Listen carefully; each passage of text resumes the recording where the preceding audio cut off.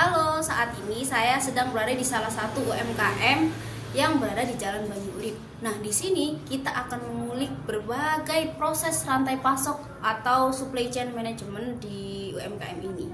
Nah, sebelum memulainya, perkenalkan nama saya Amanah Isnaini dengan NIM 14122000161 Kapita Selecta R.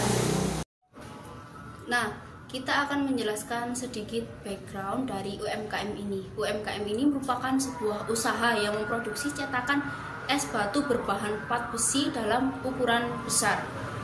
Proses rantai pasok UMKM ini tuh dimulai dari pengadaan bahan baku utama, yaitu plat besi. Nah, contoh dari plat besinya itu kayak begini, seperti ini, dan juga bahan pelengkap lainnya seperti pelumas, cat pelapis anti karat, dan lain-lain.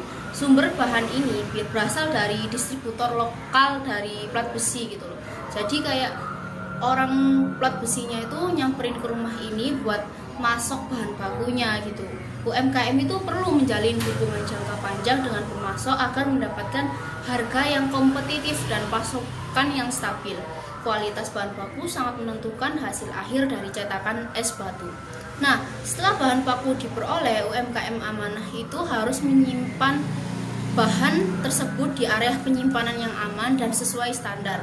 Penataan jenis stok plat besi harus memperhatikan jenis, ukuran, dan tanggal kedatangan untuk mencegah keusangan dan memudahkan pelacakan. Sistem pencatatan manual itu dapat digunakan untuk memantau keluar masuknya stok bahan secara berkala. Nah, ini merupakan salah satu contoh plat besi yang akan digunakan untuk membuat cetakan es batu. Nah, bahan baku ini kemudian masuk ke tahap produksi awal, di mana plat besi dipotong sesuai ukuran yang dibutuhkan. Nah, ini merupakan alat potong besi yang digunakan untuk cetakan es batu. Dan alat lasnya seperti ini.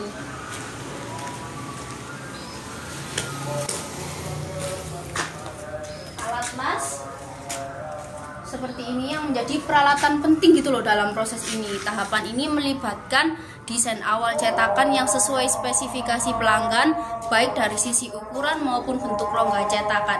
Nah, kesalahan pada tahap ini bisa menyebabkan produk tidak sesuai pesanan, sehingga ketelitian sangat diperlukan. Nah, setelah potongan bahan dibentuk, tahap berikutnya adalah perakitan bagian-bagian yang menjadi satu cetakan lengkap. Proses ini melibatkan teknik pengelasan menggunakan alat las seperti ini contohnya. Proses ini tuh melibatkan teknik pengelasan untuk menyambung bagian plat besi serta pengecekan kekuatan. Disinilah nilai tambah tercipta karena kualitas pengelasan menentukan ketahanan dan masa pakai cetakan es batu. Nah, produk jadi dari cetakan es batu balok ini itu ada di gambar di bawah ini ya teman-teman. Nah, tahap finishingnya itu mencakup pengamplasan bagian kasar dan pelapisan anti karat. Setelah itu dilakukan kontrol kualitas untuk memastikan tidak ada cacat, kebocoran, atau kesalahan ukuran. Produk yang lolos akan diberi label dan dicatat sebagai stok siap jual, sedangkan yang gagal itu bisa diperbaiki gitu loh.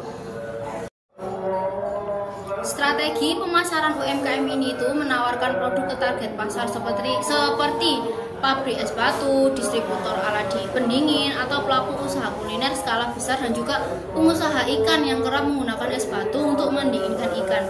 Nah, cetakan yang sudah jadi ini kemudian disimpan di gudang barang jadi dengan sistem penataan berdasarkan ukuran atau tipe produk. Penyimpanan harus memperhatikan kelembapan karena besi kan mudah berkarat.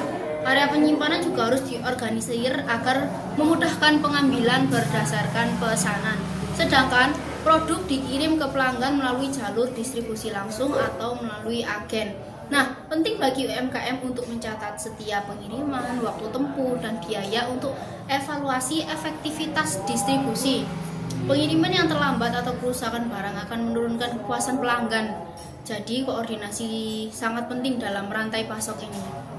Nah, tahap terakhir dari proses rantai pasok di UMKM ini adalah pelayanan purna jual. Pelayanan purna jual itu termasuk penanganan komplain, terus perbaikan jika ada cacat produk, dan pengumpulan umpan balik. Informasi dari pelanggan digunakan untuk meningkatkan desain, proses produksi, atau kualitas layanan. Nah, ini tuh menjadi masukan berharga untuk memperbaiki keseluruhan rantai pasok dan mempertahankan loyalitas pelanggan. Nah, balik lagi ke ini distribusi. Distribusi dari produk cetakan es batu ini sudah dikirim ke daerah Jawa, keluar Jawa seperti Pulau Kalimantan, Sulawesi dan banyak sebagainya. Rantai pasok UMKM Amanah ini mencakup proses secara menyeluruh dari pengadaan bahan baku, proses produksi, distribusi, hingga pelayanan pelanggan. Pengelolaan rantai pasok yang efektif akan meningkatkan efisiensi, kualitas produk, dan kepuasan pelanggan. Nah, sekian dari kunjungan saya hari ini, kurang lebihnya mohon dimaafkan. Wassalamualaikum warahmatullahi wabarakatuh.